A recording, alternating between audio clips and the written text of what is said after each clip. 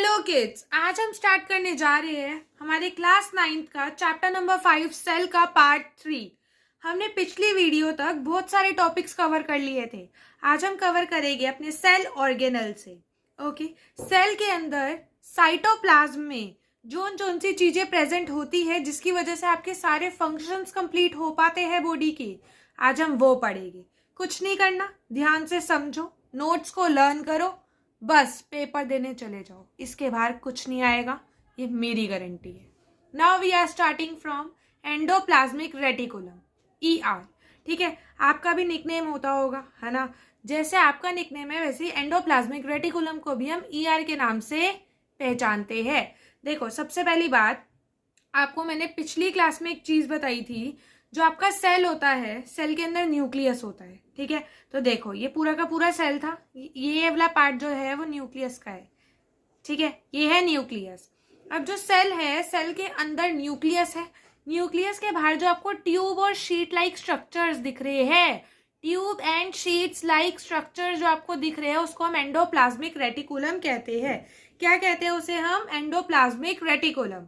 The endoplasmic reticulum is the large network of, किसका network है ये? मेम्ब्रेन बाउंड ट्यूब्स का एंड मेम्ब्रेन बाउंड शीट्स का। भैया कुछ नहीं है, ये मेम्ब्रेन बाउंड ट्यूब है एंड मेम्ब्रेन बाउंड शीट है।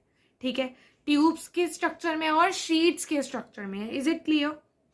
और ये दिखती कैसे है? ये बहुत लॉन्ग ट्यूब्यूल दिखती है और ये राउंड भी हो सकती है। आपको दिख रहा है ना, ये देखो राउंड सी जा रही है ये। सो इसको हम राउंड या फिर ओब्लोंग बैग्स कहते हैं, दैट इज वेसिकल।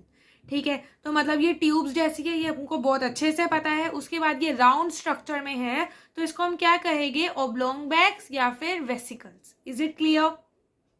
नाउ, जो आपकी एंडोप्लाज्मिक मेम्ब्रेन होती है, ध्यान से सुनना, न्यूक्लियस के बाहर है, न्यूक्लियस है, ये देखो, ये मेरे बच्चों सपोज करो ये आपका क्या है? पूरा का पूरा न्यूक्लियस।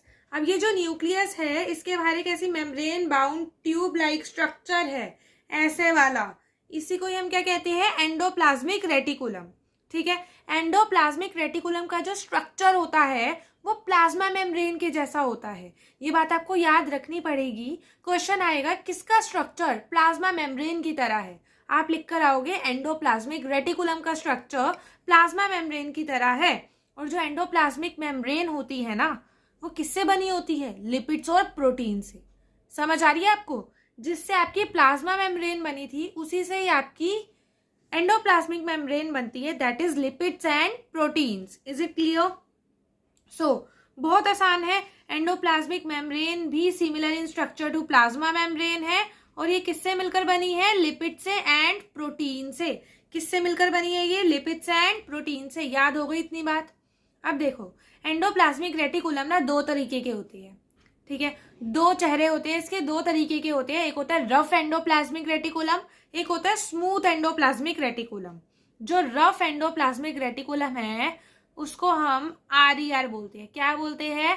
RER। जो स्मूथ एंडोप्लाज्मिक रेटिकुलम है इसको हम SCR बोलते हैं। क्या कहते हैं इसे हम? SCR। तो ये दो टाइप्स के हैं, RER एंड SCR। नाउ सबसे पहले मेरी बात सुनो, जो RER होता है रफ एंडोप्लाज्मिक रेटिकुलम, मतलब ये एक ऐसी ट्यूब है, देखो ये ऐसा एंडोप्लाज्मिक रेटिकुलम है जिसके ऊपर R से राइबोसोम होंगे। अगर एंडोप्लाज्मिक रेटिकुलम के ऊपर R से राइबोसोम है तो वो रफ एंडोप्लाज्मिक रेटिकुलम है। अगर एंडोप्लाज्मिक रेटिकुलम के ऊपर राइबोसोम नहीं है तो वो स्मूथ एंडोप्लाज्मिक रेटिकुलम है। बात खत्म। जो रफ एंडोप्लाज्मिक रेटिकुलम होता है उस पर राइबोसोम होते हैं। राइबोसोम का एक ही फंक्शन है दुनिया में, प्रोटीन बनाना। हाँ जी, यस बच्चों, ये प्रोटीन बनाता है। सो जो आपका RER है वो प्रोटीन बनाएगा। जो RER होता है वो रफ दिखता है, इसलिए हम इसको रफ एंडोप्लाज्मिक रेटिकुलम कहते हैं। क्यों? क्योंकि इसके ऊपर राइबोसोम्स होते हैं। ठीक है, और राइबोसोम उसके सरफेस को रफ बना देते हैं। जो राइबोसोम होते हैं ना, वो प्रोटीन बनाने के काम आते हैं। सो रफ एंडोप्लाज्मिक रेटिकुलम के ऊपर राइबोसोम है and ribosome helps in the protein manufacture. That is clear to you or not? इतनी बात क्लियर है? बहुत इंपॉर्टेंट क्वेश्चन है, पूछा जाता है, बता दीजिए एंडोप्लाज्मिक रेटिकुलम के दो पार्ट कौन कौन से हैं और दोनों के फंक्शन कौन कौन से हैं। ठीक है, अब हम बात करते हैं SCR की। जैसे तुम्हारा RER प्रोटीन बनाता था, वैसे तुम्हारा SCR स्मूथ एंडोप्लाज्मिक रेटिकुलम, जिसपे राइबोसोम नहीं है, वो क्या बनाता है? फैट्स। फैट्स को और क्या कहते हैं? लिपिड्स। सो बच्चों, बहुत आसानी से इसे याद कर सकते हैं हम। स्मूथ एंडोप्लाज्मिक रेटिकुलम के पास राइबोसोम नहीं होते और ये लिपिड्स बनाता है, फैट के मॉलिक्यूल्स बनाता है, जिसको हम लिपिड्स भी कहते हैं। ठीक है, जो इंपॉर्टेंट होता है सेल की फंक्शनिंग के लिए। अब हमारे सेल को फंक्शन करना है तो प्रोटीन भी चाहिए और लिपिड भी चाहिए, क्योंकि प्रोटीन और लिपिड से ही, ध्यान से सुनना, प्रोटीन और लिपिड से ही तुम्हारी प्लाज्मा मेम्ब्रेन बनती है। ये तुमने फर्स्ट वीडियो में पढ़ा था। ठीक है, सो प्रोटीन और लिपिड्स बनाता कौन है? Endoplasmic reticulum. प्रोटीन बनाएगा RER, लिपिड बनाएगा SCR। लिपिड फैट होते हैं, फैट सॉफ्ट होते हैं, रफ नहीं होते। Is it clear? चलो आ जाओ, देखो अब हम बात करते हैं इसके कुछ फंक्शंस की। सम ऑफ दीज प्रोटीन, इनमें जो कुछ कुछ प्रोटीन्स होते हैं, कुछ कुछ लिपिड्स होते हैं, वो सेल मेम्ब्रेन को बना देते हैं, क्योंकि हमारी सेल मेम्ब्रेन बनी ही प्रोटीन्स और लिपिड्स की है। और जब भी सेल मेम्ब्रेन बनती है प्रोटीन और लिपिड से, इस पूरी की पूरी प्रोसेस को हम मेम्ब्रेन बायोजेनेसिस के नाम से जानते हैं। मेम्ब्रेन बन रही है, so membrane biogenesis. Is it clear? Some other proteins and lipids function as enzyme। तो आपको ये प्रोटीन्स और लिपिड्स के फंक्शन बताने हैं। कुछ प्रोटीन और लिपिड जो होते हैं वो एंजाइम की तरह भी काम करते हैं और वो हार्मोन की तरह भी काम करते हैं। इसको याद कर लो। हमको पता है although the ER that is endoplasmic reticulum varies greatly in appearance, इसकी अपीयरेंस डिफरेंट होती है, रफ भी हो सकती है, स्मूथ भी हो सकती है। सो हमेशा ये एक नेटवर्क के सिस्टम में रहता है। One function of the ER, सबसे एक फंक्शन ER का ये भी है कि ये चैनल्स बनाता है। मैंने अभी आपको बताया था, ये आपका एंडोप्लाज्मिक रेटिकुलम, ये आपका न्यूक्लियस। ये न्यूक्लियस के ऊपर ऐसे बाउंडेड रहता है चैनल्स और ट्यूब्स की फॉर्म में। किस फॉर्म में मेरे बच्चों? चैनल्स और ट्यूब की फॉर्म में। अब ये जो ट्यूब्स है ना, ये ट्रांसपोर्ट सिस्टम में काम आती है। जो भी मटेरियल बनता है उसको ट्रांसपोर्ट करवाती है। सो मेरे बच्चों, आपको ये बात बहुत अच्छे से याद रखनी होगी कि आपका जो एक फंक्शन है ER का, वो ये भी है कि वो चैनल की तरह काम आएगा ट्रांसपोर्ट करने के लिए मटेरियल्स को, जो हमारे सेल के अंदर बनते हैं। उनको ट्रांसपोर्ट कौन करवाता है? ER। कौन करवाता है? ER, क्योंकि ये चैनल सिस्टम है between various region of cytoplasm and between the cytoplasm and the nucleus. The ER endoplasmic reticulum also function as cytoplasmic framework। पूरे साइटोप्लाज्म का फ्रेमवर्क है ये, providing the surface for biochemical activities. ठीक है, तो भैया ये एक ऐसी साइट है जहाँ पे बहुत सारी बायोकेमिकल्स एक्टिविटी होती रहती है। ठीक है, तो सेल के अंदर साइटोप्लाज्म में बायोकेमिकल एक्टिविटीज को होना है तो वो एंडोप्लाज्मिक रेटिकुलम पे होगी, क्योंकि ये channel and tube like structure है। अब हम बात करते हैं SCR की। भैया SCR का एक बहुत इंपॉर्टेंट फंक्शन है जो आपको याद रखना है, वो ये है कि ये पॉइजन बनाता है और ड्रग बनाता है।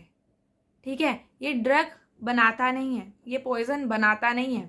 बहुत सारे बच्चे ये लिख आते हैं SCR पॉइजन बनाता है एंड ड्रग बनाता है, जो कि गलत है। यस बच्चों, SCR ड्रग और पॉइजन को खत्म कर देता है। किस सेल में खत्म करेगा? लीवर सेल में खत्म कर देगा। सो लीवर सेल के अंदर, हमारे जो लीवर सेल होते हैं उसके अंदर SCR smooth endoplasmic reticulum poisons और ड्रग्स को डिटॉक्सिफाई कर देगा, दैट इज खत्म कर देगा। ये मत लिखाना कि बना देगा। हमेशा बच्चे पेपर में ये गलती कर आते हैं, वो लिख कर आ जाते हैं बना देता है SCR ड्रग्स एंड पॉइजन्स को, जो कि गलत आंसर होगा। Is it clear? It will detoxify all the poisons and drugs. कभी आप ड्रग खा लेते हो, सपोज करो ये मेरा टैडी, अगर ये ड्रग खा गया, उसके बाद भी अगर ये जिंदा है, पॉइजन खा लिया इसने थोड़ा सा, फिर भी ये बच गया, क्यों? क्योंकि इसके अंदर जो सेल में SCR था, स्मूथ एंडोप्लाज्मिक रेटिकुलम था, वो गया। ठीक है, स्मूथ एंडोप्लाज्मिक रेटिकुलम ने उस पॉइजन को, उस ड्रग को एकदम डिटॉक्सिफाई कर दिया, खत्म कर दिया। कौन से सेल में? लीवर सेल में। कौन से सेल में? लीवर सेल में। Is it clear? बहुत आसान था। अब ध्यान से सुनना, इसके अंदर जो प्रोटीन बना एंडोप्लाज्मिक रेटिकुलम न्यूक्लियस के ऊपर, इसके अंदर मेरे बच्चों जो भी प्रोटीन बना, जो भी लिपिड बना, अब अगर उसको कहीं और जाना है सेल में, कहीं और जाना चाहता है वो सेल में, तो कैसे जाएगा? गोल्गी एपरेटस से। कैसे जाएगा? By Golgi apparatus. Is it clear? Golgi apparatus का स्ट्रक्चर देख लो, बहुत सुंदर सा इसका स्ट्रक्चर है। ठीक है, ये देखो कितना प्यार सा हमारा गोल्गी एपरेटस बना हुआ है। इस तरह का हमारा गोल्गी एपरेटस होता है। जल्दी से इसका स्ट्रक्चर्स पढ़ लेते हैं हम। What are the structure of it? Now the Golgi apparatus consist of a system of membrane bound. भैया मैंने तुम्हें पहले भी बताया था, ये सारे मेम्ब्रेन बाउंडेड है, मेम्ब्रेन से बाउंडेड है। तो जो गोल्गी एपरेटस होता है उसके पास मेम्ब्रेन बाउंड वेसिकल्स होते हैं। ठीक है, तो ये जो मेम्ब्रेन बाउंड आपको लंबी लंबी सी ट्यूब्स दिख रही है ना, इसको हम वेसिकल कहते हैं। बात खत्म। इसके पास मेम्ब्रेन बाउंड वेसिकल होंगे जो एक दूसरे से पैरेलली अरेंज्ड होंगे। जैसे ये पैरेलली अरेंज्ड है, ये भी एक दूसरे के पैरेलल है, ये दोनों भी एक दूसरे के पैरेलल है। अगर लाइंस ऐसी ऐसी जाती है तो वो एक दूसरे से पैरेलल होती है। ऐसी ऐसी लाइंस भी एक दूसरे से पैरेलल होती है जो कभी एक दूसरे से मीट नहीं करती। सो यहाँ पे जो वेसिकल्स होते हैं वो एक दूसरे के साथ पैरेलली अरेंज्ड होते हैं, जिसको हम क्या कहते हैं? सिस्टर्न्स कहते हैं। सो ध्यान से सुनना, वेसिकल्स। सपोज मेरी एक ये वेसिकल है, एक ये वेसिकल है। जब ये सारी वेसिकल ऐसे ऐसे अरेंज हो जाती है तो इसको हम क्या कहते हैं? सिस्टर्न कहते हैं। ठीक है, इसे हम सिस्टर्न कहेंगे। क्या आपको ये दिख रहा है लिखा हुआ? क्या आपको वेसिकल दिख रही है लिखी हुई? तो ये जो एक होगा इसको वेसिकल कहेंगे। ये जब दो हो जाएगा, पैरेलली अरेंज हो जाएगा, इसको हम सिस्टर्न कहेंगे या फिर सिस्टर्ने कहेंगे। Is it clear? These membrane, ये जो मेम्ब्रेन होती है, often have connection with membrane of the ER. भैया ये देखो, ये रहा तुम्हारा ईआर। ईआर, अब इस ईआर के साथ एक और मेम्ब्रेन जुड़ती है, वो गोल्गी एपरेटस की मेम्ब्रेन है। ईआर खत्म हुआ, गोल्गी आ गया।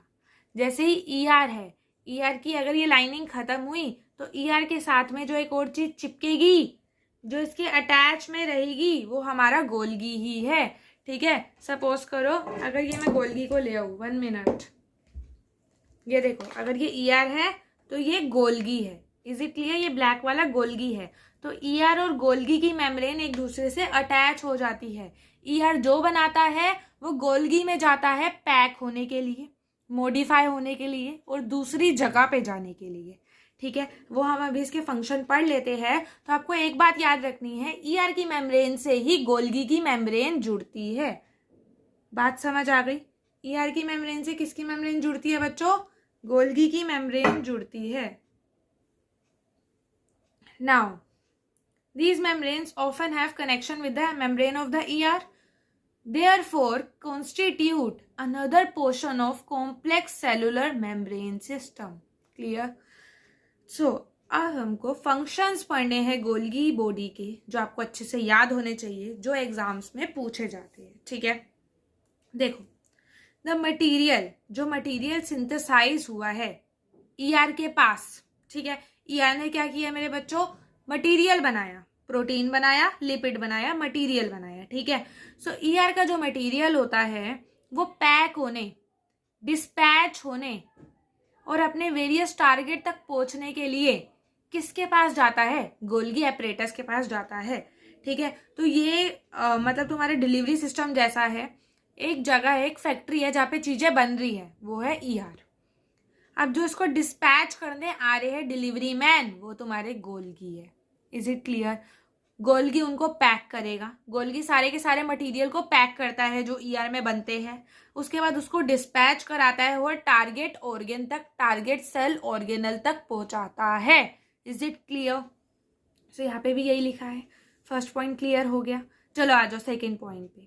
इट्स फंक्शन इंक्लूड, इसका फंक्शन क्या क्या है? स्टोर करना चीजों को। सबसे पहले चीज आएगी, ये था ईआर, ईआर ने मुझे दिया, मैं गोल्गी हूँ। ये रहा ईआर, ईआर, मैं गोल्गी, इसने मुझे चीजें दी, मैंने क्या किया बच्चों? उसको स्टोर किया। सबसे पहले क्या किया? उसे स्टोर किया। ईआर ने मुझे दिया, मैंने स्टोर कर दिया। नाउ जो मैंने स्टोर करा है मटेरियल, उसको मॉडिफाई किया, देखा कि कोई गड़बड़ तो नहीं है, गड़बड़ है तो उसको मॉडिफाई कर दिया। एंड जो भी मेरे पास मटेरियल आया मैंने उसको पैक कर दिया। ठीक है, सो पैक कर दिया। किसके अंदर पैक करा? वेसिकल के अंदर पैक करा। अभी मैंने आपको ऊपर वेसिकल्स दिखाए थे। सो मैंने सारी चीज़ों को पैक कर दिया अपनी वेसिकल्स के अंदर।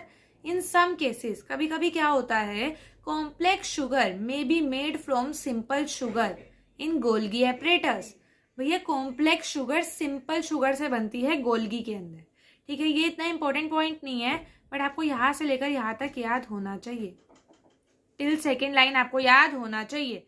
उसके बाद हम बात करते हैं, जब ये सारे काम गोल्गी कर रहा होता है, गोल्गी ईआर से चीजें ले रहा होता है और उसको पैक कर रहा होता है, देन उसको डिस्पैच कर रहा होता है, तो इस सारी प्रोसेस के अंदर एक वेस्ट प्रोड्यूस होता है, ठीक है। तो जब भी चीजें पैक होती है तो जो वेस्ट बनता है उसी को ही हम लाइजोसोम कहते हैं। So Golgi apparatus is also involve in the formation of the lysosome, ठीक है। तो ईआर आया, ईआर के बाद गोल्गी आया, गोल्गी ने जब सारी चीजें पैक करी तो बहुत सारे वेस्ट प्रोडक्ट निकले और वेस्ट प्रोडक्ट क्या बन गए, लाइजोसोम बन गए। तभी हम लाइजोसोम को वेस्ट बैग कहते हैं, ठीक है। क्या कहते हैं हम उसको, waste bag. Is it clear? So अब हम पढ़ते हैं अपने लाइजोसोम की तरफ। क्या आपको ईआर क्लियर है, गोल्गी क्लियर है? गोल्गी की वेसिकल्स के नाम याद हो गए, मतलब वेसिकली नाम याद करना है और कुछ याद भी नहीं करना आपको, ठीक है। उसके बाद क्या आपको सिस्टर्न याद हो गया मेरे बच्चों? बहुत आसान है। Now let's move to another topic that is lysosome. अब हम पढ़ने जा रहे हैं लाइजोसोम। लाइजोसोम क्या थे, गोल्गी बना रहा था। पहले एंडोप्लाज्मिक रेटिकुलम आया, गोल्गी ने पैक करा मटेरियल को, पैक करते करते जो वेस्ट निकला वो लाइजोसोम की तरह से इकट्ठा हो गया, ठीक है। मतलब लाइजोसोम के जैसे इकट्ठा हो गया, उसी वेस्ट को हम लाइजोसोम कहते हैं। नाउ ध्यान से सुनना, ये देखो सबसे पहले तो मेरे बच्चों इधर आओ, ये देखो लाइजोसोम देख पा रहे हो तुम्हें दिख रहा है लाइजोसोम, ये रे लाइजोसोम, ये ग्रीन कलर के, ठीक है। ये ग्रीन कलर के क्या है, lysosome. So lysosomes are the kind of waste disposal system of the cell, ठीक है। तो जैसे तुम्हारे घर में वॉशरूम होता है जहाँ पे सारा का सारा वेस्ट डिस्पोज ऑफ होता है, वैसे ही हमारे सेल के अंदर वेस्ट डिस्पोजल सिस्टम को हम लाइजोसोम कहते हैं। Is it clear?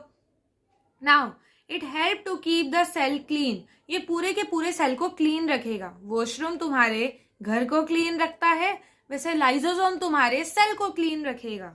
Bye digesting क्या करेगा बच्चों, जो भी फॉरेन मटेरियल होगा, जो भी वोन आउट सेल ऑर्गेनल होंगे, वोन आउट सेल ऑर्गेनल मतलब मरे हुए सेल ऑर्गेनल, वो सेल ऑर्गेनल जो अब काम के नहीं है, तो जो भी फॉरेन मटेरियल होगा, जो भी सेल ऑर्गेनल्स होंगे, उसको ये डाइजेस्ट कर लेगा, उसको ये डाइजेस्ट कर लेगा अपने अंदर, ठीक है।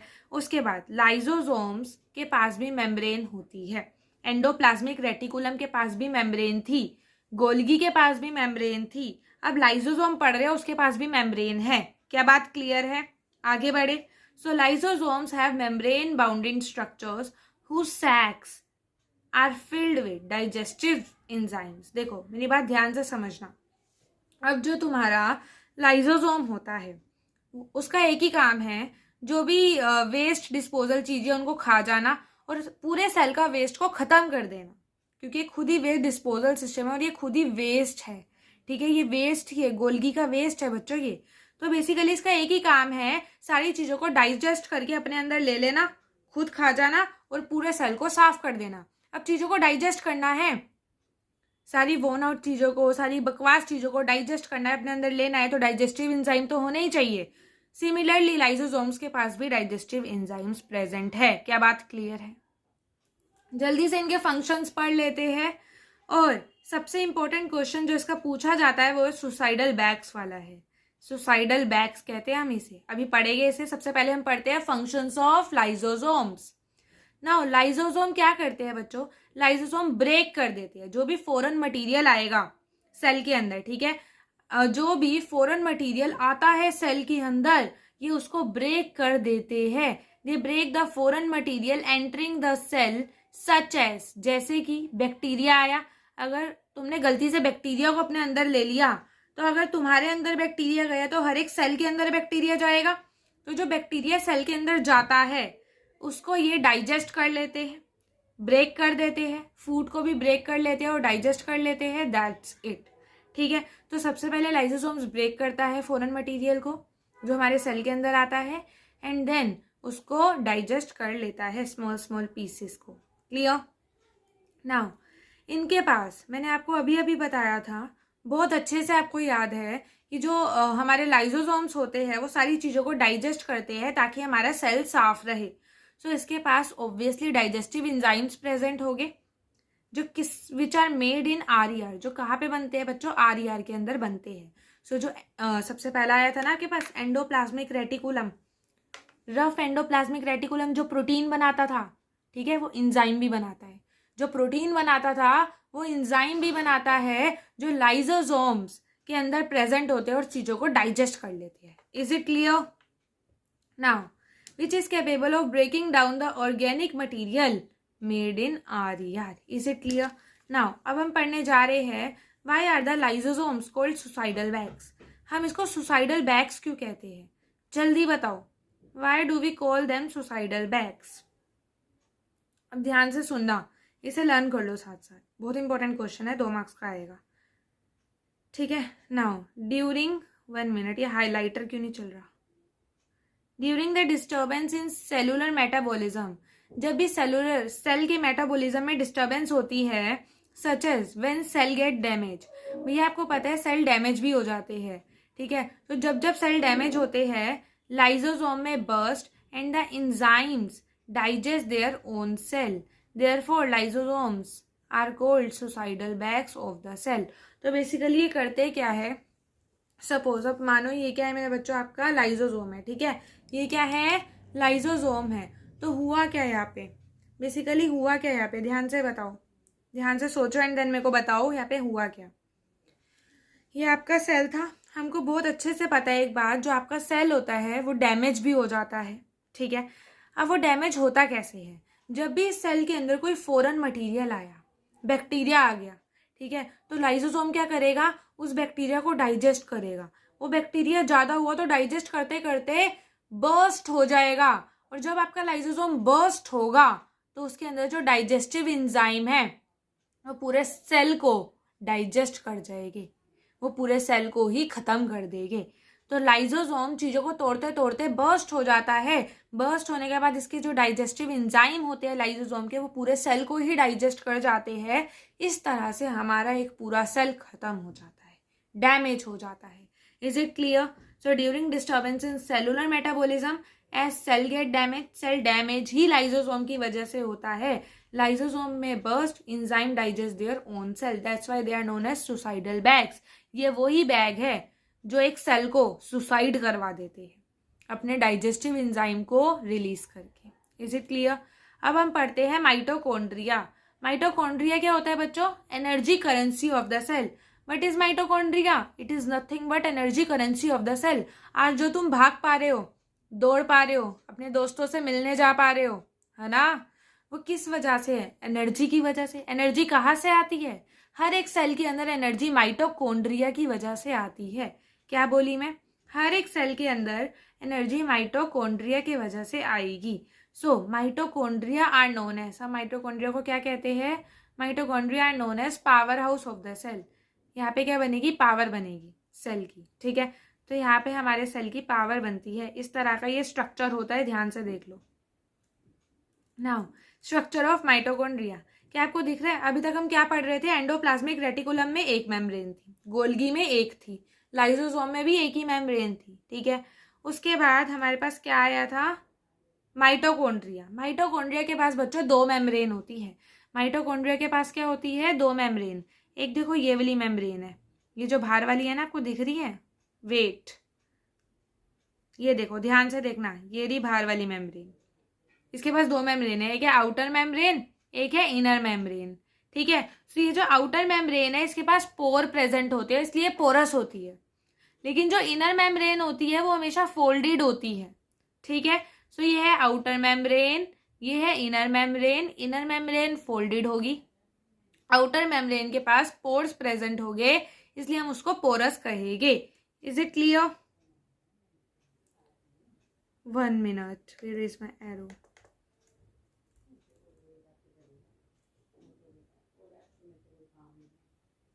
वेट गाइस, कभी कभी ये हैंग हो जाता है आपकी तरह, है ना, इसीलिए। Now we are going to study about the structure of the mitochondria. Mitochondria के पास बच्चों दो मेम्ब्रेन होती है। एक जो आउटर मेम्ब्रेन होती है उसको हम पोरस कहते हैं क्योंकि उसके ऊपर पोर प्रेजेंट होते हैं, वेयरएज जो इनर मेम्ब्रेन होती है वो डीपली फोल्डेड होती है, बहुत ज़्यादा फोल्ड्स प्रेजेंट होते हैं उसके अंदर। Now these folds create large surface area for the production of ATP. आप बोलोगे मैम ये एटीपी कहाँ से आ गया? भाई माइटोकॉन्ड्रिया एनर्जी करेंसी है सेल का, समझ आ रही है मेरी बात? माइटोकॉन्ड्रिया एनर्जी बनाता है, जिस फॉर्म में ये एनर्जी बनाता है ना उसको एटीपी कहते हैं। माइटोकॉन्ड्रिया जिस फॉर्म में एनर्जी प्रोड्यूस करता है उसको हम एटीपी कहते हैं। सो इसके पास जो अंदर वाली मेम्ब्रेन है बहुत ज़्यादा सरफेस एरिया होगा क्योंकि बहुत ज़्यादा फोल्डेड है। फोल्ड हुई चीज़ों को खोलोगे तो बहुत ज़्यादा सरफेस एरिया होगा, जितना ज़्यादा सरफेस एरिया उतना ज़्यादा एटीपी प्रोडक्शन, उतना ज़्यादा energy production. Is it clear now? So इसके पास बहुत ज़्यादा सरफेस एरिया होता है जहाँ पे केमिकल रिएक्शंस भी आसानी से हो सकते हैं। फंक्शंस क्या है माइटोकॉन्ड्रिया के? सबसे पहली बात ये तो एनर्जी बनाएगा, जो भी केमिकल एक्टिविटीज तुम्हारी बॉडी को करनी है उसके लिए एटीपी की फॉर्म में एनर्जी बनती है, इतनी बात याद रखना। एटीपी की फुल फॉर्म पूछी जाती है, याद कर लो, एडिनोसाइन ट्राइफॉस्फेट। एडिनोसाइन ट्राइफॉस्फेट, ठीक है। एटीपी को हम और क्या कहते हैं? Energy currency of the cell कहते हैं। एमसीक्यू का most important question, ATP is known as energy currency of the cell. क्यों? क्योंकि ये एनर्जी प्रोड्यूस करवाता है। Now the body uses energy stored in ATP. जो हमारी बॉडी होती है वो एनर्जी कहाँ से लेती है? एटीपी से लेती है। एटीपी कौन बनाता है? माइटोकॉन्ड्रिया बनाता है, to make new chemical compounds. Clear? Now mitochondria, भैया जो माइटोकॉन्ड्रिया होता है ना उसके पास खुद का डीएनए होता है। अभी तक हमने पढ़ा था न्यूक्लियस के पास डीएनए है, अब हम एक और बात पढ़ने जा रहे हैं, माइटोकॉन्ड्रिया के पास भी खुद का डीएनए और खुद के राइबोसोम है। माइटोकॉन्ड्रिया डबल मेम्ब्रेन है, माइटोकॉन्ड्रिया के पास खुद का डीएनए है, माइटोकॉन्ड्रिया के पास खुद के राइबोसोम है, इसलिए हम इसको सेल्फ ऑटोनोमस कहते हैं। जिस सेल ऑर्गेनल्स के पास खुद का डीएनए होता है उसको हम सेल्फ ऑटोनोमस कहते हैं। Is it clear now? Therefore, mitochondria are able to make some of their own proteins. भैया इसके पास RER है, क्या है मेरे बच्चों? इसके पास RER है। सो ये अपना प्रोटीन खुद बना लेता है, ठीक है, और इसके पास खुद का डीएनए भी है।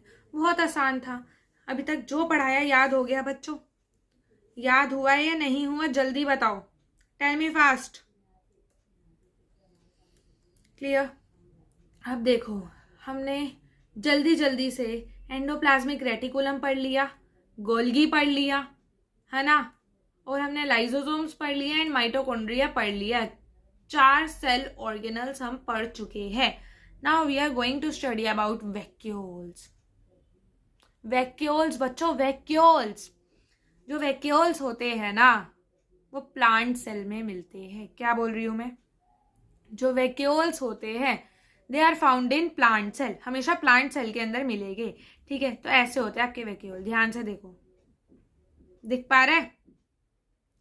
तो आपके जो वैक्यूल होता है वो इतना बड़ा, इतना लंबा चौड़ा प्रेजेंट होता है आपके प्लांट सेल के अंदर, ठीक है। तो इसके अंदर 90% तो तुम्हारा वाटर होगा। क्लियर? 90% क्या होगा?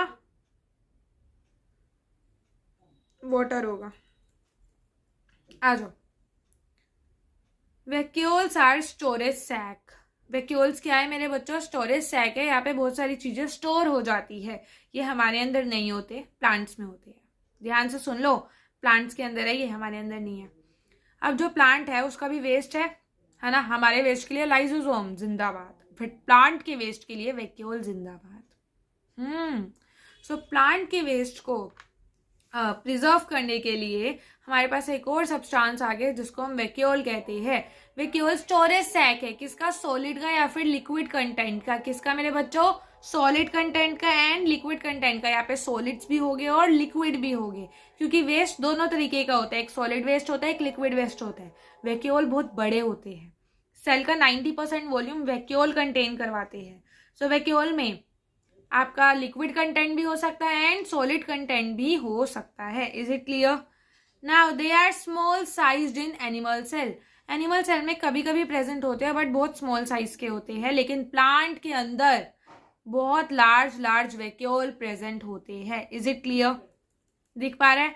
ये पूरा का पूरा वैक्यूल है जो प्लांट के अंदर प्रेजेंट है। अब फंक्शन क्या है वैक्यूल के? The central vacuole of some plant cell, कुछ प्लांट सेल के अंदर जो सेंट्रल वैक्यूल होता है वो 50 से 90% सेल की वॉल्यूम ले लेता है। अगर तुम्हारा ये सेल है तो इतना बड़ा तो वैक्यूल ही होगा बच्चों। अगर ये सेल है तो इतना बड़ा क्या होगा, वैक्यूल होगा। वैक्यूल में लिक्विड और सॉलिड कंटेंट दोनों होंगे। Now in plant cell vacuole are full of cell sap, vacuole के अंदर सेल का सैप होता है। जैसे तुम्हारे साइटोप्लाज्म में सेल का सैप था, वैसे यहाँ पे वैक्यूल में सेल का सैप है और ये प्रोवाइड करेगा टर्जिडिटी एंड रिजिडिटी। इसका क्या मतलब होता है, एक सेल को रिजिड बनाएगा, बाहर से रिजिड बनाएगा, टूटेगा नहीं तुम्हारा सेल, सॉफ्ट नहीं होगा, रिजिड हो जाएगा। ठीक है, तो तुम्हारे जो सेल की रिजिडिटी होती है, टर्जिडिटी होती है, वो कौन प्रोवाइड करवाता है, ये नहीं प्रोवाइड करवाएगा, इसे मत देखो। कौन प्रोवाइड करवाएगा बच्चों, वैक्यूल्स प्रोवाइड करवाएंगे। Now many important substance in the life of the plant cell are stored in vacuole. जो बहुत सारी चीजें होती है जो इंपॉर्टेंट होती है हमारे लिए नहीं, प्लांट के लिए। यस, तो बहुत सारी चीजें जो प्लांट के लिए इंपॉर्टेंट होती है they are stored in vacuoles only. जैसे कि अमीनो एसिड्स, शुगर्स, बहुत सारे ऑर्गेनिक एसिड्स, बहुत सारे प्रोटीन्स। तो जोन सी इंपॉर्टेंट चीजें हैं एक प्लांट सेल के लिए वो आपके वैक्यूल्स के अंदर स्टोर हो जाएगी।